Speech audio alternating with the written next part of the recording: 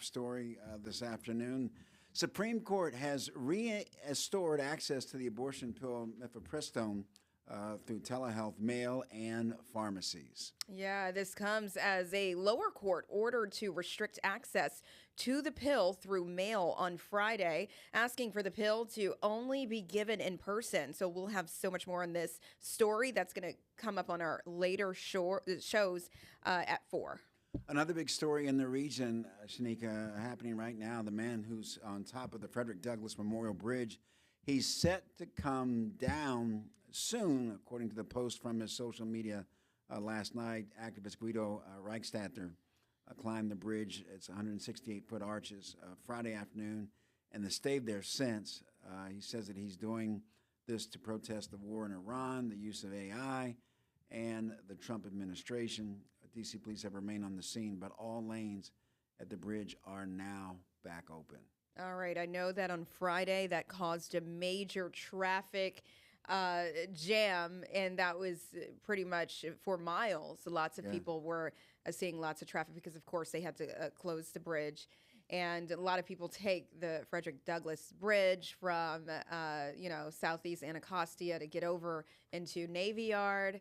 And then that kind of spilled over, and then you started seeing traffic on 395, 295 because of that. A lot of people were trying to avoid that bridge. So, yeah, in that area there just caused a major headache on Friday. You know, Shanika, what makes this country great is you do have that First Amendment right, freedom of speech, freedom of expression, even freedom to assemble peacefully. But this is, some would say that this is a bit extreme, because especially when you were talking about Friday, the impact that it had on, the traffic and just the region. Mm-hmm. And then, of course, there's the safety concern, his safety. Yes. How did he even get up there? You're asking the wrong person. But, it's, hopefully it'll come down today. It's interesting, Shanika, while we were in the newsroom earlier, another individual, I guess, on a bike, because he had a bike helmet. I don't know what happened, but he was detained by police on the bridge. I'm not sure the reason why, but there's a lot of interest and a lot of activity right now. And so he said he's going to come down today, so hopefully that happens. Yeah, I know that he has supporters, right, who are there, and they are protesting with him just on the bridge and on ground. All right, now let's head over to, speaking of the war in Iran, the U.S. military Central Command says 2 American-flagged merchants ships have successfully moved through the Strait of Hormuz. Now, this comes as President Trump ordered the U.S. military to guide ships from the Strait of Hormuz, and the move is being dubbed Project Freedom, where the goal is to restore free navigation for commercial shipping through the strait. And Iran says the move is a ceasefire violation. President Trump, he's warning any interference will be dealt with, he says, forcefully. A judge this morning, Shanika, says that she will not issue an emergency relief in the request to stop the Trump administration from reported plans of closing the East Potomac Golf Course and making renovations there. That's right. Now, this is the latest in the back and forth that's been happening for months after President Trump and his administration in December ended the lease, and that was signed by the National Links Trust to operate the East Potomac Golf Course. We have our Tosin Fakile at the golf course, and she spoke with Trust, and she spoke to golfers as well. Take a listen.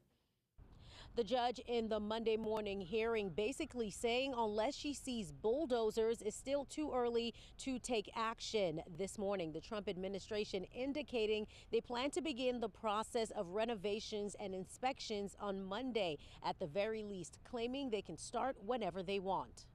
Turn back. Stop it. Go find somewhere else. Leave this place for the people that have been spending so much time and love it. That's one response from this golfer who says he's been playing at East Potomac Golf Course since 1979. Over the weekend, there were reports the D.C. golf course could shut down operations and be turned over to the Trump administration.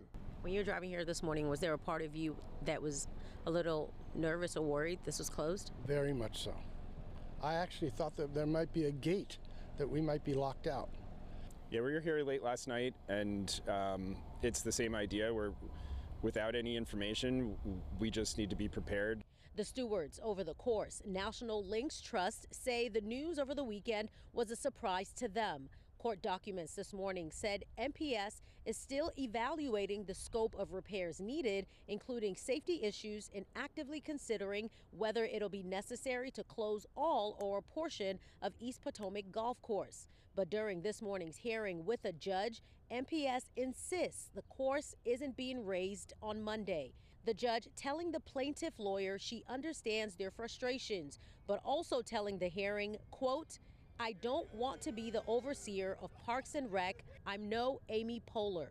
NLT, in response to the developments Monday morning, tell me nothing the government is saying needs to happen requires closing the course. Tried to have a conversation with them and haven't been able to yet, but we'll always hold out hope that there's a great future together, if possible, at these courses. And if not, we're going to protect our rights and try and continue to make great things happen at these places. We're going to keep offering affordable and accessible golf here in DC until we can't anymore.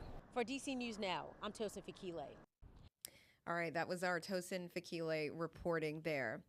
And Mark, the shooting suspect from the White House Correspondents' Dinner is back in court today. Ahead of the hearing, Cole Allen's lawyers requested that he be removed from suicide watch. They claim he's been isolated in a cell and unable to speak with family. And in a filing response, the judge said he had grave concerns about the conditions of his confinement. In another court hearing, a 19-year-old involved in a fight and shooting at Blake High School will be in court today for a bond hearing. The shooting happened last week. Actually, it was last Wednesday in a parking lot and injured one student. Jabia Gambo appeared in court Friday but postponed that hearing to seek private counsel. Prosecutors say that he was not the shooter in the fight, but he picked up the gun and used it in the shooting Wednesday and pointed it at another security officer.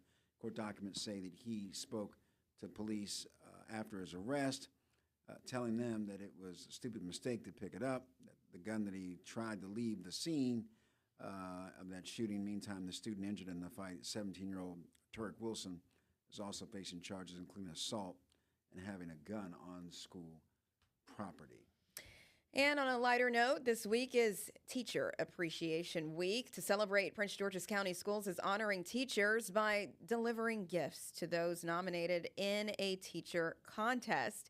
Also this week, 7 participating McDonald's will offer free coffee and pie to any educator as long as they have their district work ID. I know a lot of other restaurants too. They are honoring Teacher Appreciation Month, so make sure, or week rather, so make sure you check in to see who is and what you can get for free.